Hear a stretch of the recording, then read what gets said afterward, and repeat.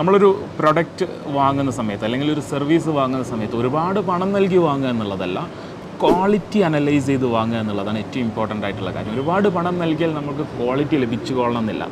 പക്ഷേ നമ്മൾ ക്വാളിറ്റി നിർബന്ധമായും അനലൈസ് ചെയ്ത് മാത്രമേ നമ്മളൊരു സാധനം വാങ്ങാൻ വേണ്ടി പാടുള്ളൂ. പണത്തിനൊരു ലോ ഉണ്ട്. പണത്തിൻ്റെ ലോ എന്ന് പറയുന്നത്, നമ്മൾ വാങ്ങിയ ഒരു സാധനത്തിന് ക്വാളിറ്റി ഇല്ല എങ്കിൽ നമ്മൾ അതിന് കൊടുക്കുന്ന ഒരു ഡിസ്റെസ്പെക്റ്റ് ഉണ്ട്.